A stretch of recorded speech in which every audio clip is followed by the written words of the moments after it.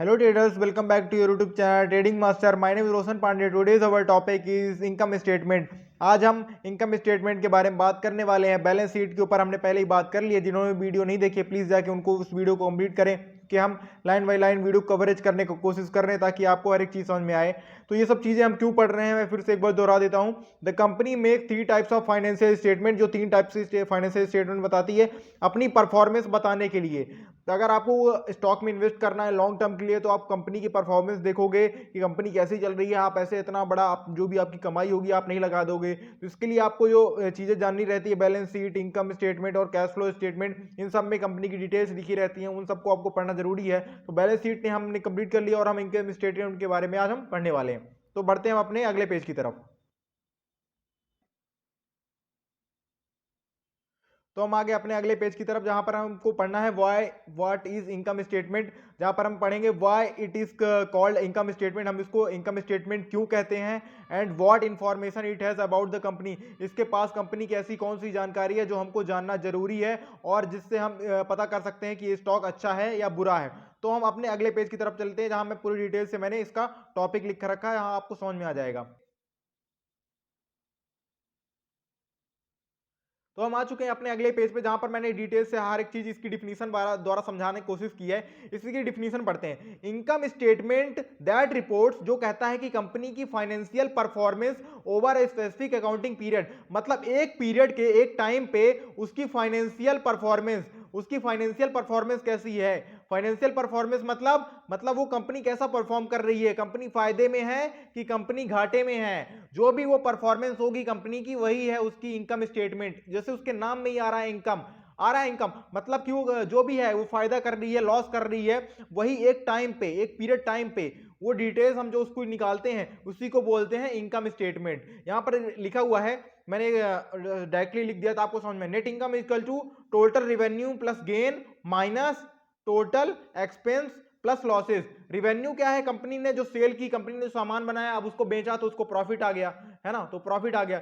अब total expense क्या है, जो खर्चा क्या किया उसने, जो उसको सामान बनाने में जो भी सामान चीजें लगी, जो अब प्रोडक्ट बनाया तो उसमें बहुत सारे एम्प्लॉय लगे, उसमें फैक्ट्रियां लगी, जगह लगी, है ना, और जो भी उस सामान को बनाने में चीजें लगती हैं वो चीजें लगी, तो उसका एक्सपेंस हो गया। अब अगर उसका रिवेन्यू ज्यादा है, अगर उसका रिवेन्यू ज्यादा है जो लॉस किया था, तो मतलब टोटल क्या आ जाएगा, कंपनी प्रॉफिट में आ जाएगी। बट अगर उसने क्या कहते हैं लॉस ज्यादा किया हुआ है, लॉस ज्यादा कर दिया है, बट क्या किया, गेन थोड़ा ही सा किया है, तो मतलब कंपनी क्या है, लॉस में है। समझ में आया कि नहीं आया, बहुत सिंपल सा टॉपिक है। अगर कंपनी ज्यादा गेन करती है तो कंपनी फायदे में, और कंपनी अगर ज्यादा लॉस करती है तो मतलब घाटे में है। ये तो सिंपली क्लियर कट है। अब मैं आपको लाइव ले चल के दिखाऊंगा तो आपको समझ में आएगा। इसमें भी एक और चीज है, अभी नेट इनकम ऐसे ही नहीं आ गया, अभी तो ये प्रॉफिट बिफोर टैक्स है, मतलब अभी हमने तो टैक्स बिना जोड़े ही अभी हमने प्रॉफिट इंक्लूड किया। समझ में आया कि नहीं, अभी तो हमने टैक्स दिया ही नहीं, तो जो अभी निकला है वो प्रॉफिट बिफोर टैक्स है, टैक्स देने के पहले का प्रॉफिट है। अभी हम इसमें माइनस कर देंगे टैक्स, टैक्स अभी माइनस करेंगे तभी इसमें आ जाएगा टोटल नेट प्रॉफिट, अभी आएगा ये नेट प्रॉफिट। समझ में आया कि नहीं आया, अभी मैं लाइव दिखाऊंगा तो आपको क्लियरली कट समझ में आ जाएगा, कोई डाउट ही नहीं रहेगा। तो आपको आ जाना है यहाँ पर, आपको सर्च करना है टिकर फिनोलॉजी, क्योंकि इसमें अच्छी डिटेल लिखी रहती है line by line. Screener dot in में भी सही है बट इन्होंने अच्छा ज़्यादा बना रखा है, बहुत अच्छा, तो ये मुझे काफ़ी सही ज़्यादा लगा का। तो हम सीधे IRCTC पे जाते हैं। काफ़ी अच्छी कंपनी, काफ़ी बेहतरीन कंपनी, मेरी फेवरेट कंपनी की लिस्ट में आती है। तो यहाँ पर इसका क्वार्टरली रिजल्ट लिखा हुआ है, ये भी quarterly result all figures in crore के मतलब ये भी वही है इनकम स्टेटमेंट, बट ये क्वार्टरली है। मैं आपको ईयरली दिखाता हूँ।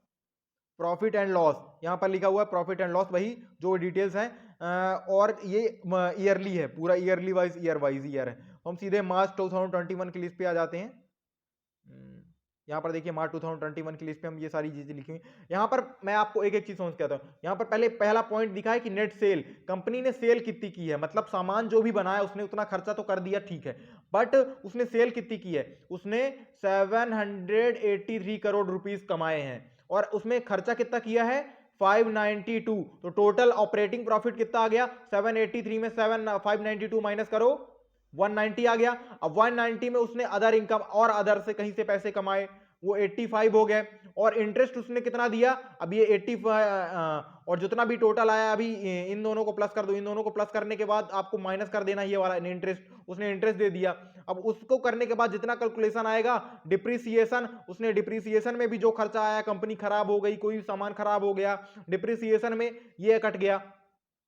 फिर उसका नेट एक्सपेक्शनल आइटम में उसने कितना कमाया 39.40 करोड़, मतलब ये प्लस कर दो। फिर जो टोटल वैल्यू कितनी आ गई प्रॉफिट बिफोर टैक्स, अभी यहाँ देखिए अभी ये चीज मैंने पहले वो सिंपल से बता दिया था ना वहां पर कि सिंपल ऐसा ऐसा करो ऐसा करो, एक्सपेंस और क्या कहते हैं टोटल रेवेन्यू में एक्सपेंस माइनस कर दो, टोटल डिटेल आ जाएगी। तो हमने सबसे पहले किया था 783, 700, 592, सिंपल पहले वही जैसा लगा, पर हमको अगर थोड़ी डिटेल में घुसे तो हमको 4-5 आइटम्स और ऐड हो जाते कि ये सब करने के बाद ये चीज आती। अब यहाँ पर आ गया प्रॉफिट बिफोर टैक्स, कितना आ गया 260 आया कि नहीं आया। अब टैक्स कितना दिया हमने 70.99 करोड़, मतलब हमने नहीं आईआरसीटीसी ने, तो उसका नेट प्रॉफिट कितना आया 1,189.90 करोड़। अब ये उसका नेट प्रॉफिट है। इतना ज्यादा कंपनी को ये सब करने के बाद कंपनी का जो खुद का प्रॉफिट है वो कितना हुआ 190 करोड़। समझ में आया कि नहीं आया। और ये यहां पर जो लास्ट में लिखा हुआ है ये आपको बता दूं बहुत इंपॉर्टेंट चीज है, बहुत ही इंपॉर्टेंट चीज है, एडजस्टेड ईपीएस। ईपीएस का फुल फॉर्म है अर्निंग पर शेयर।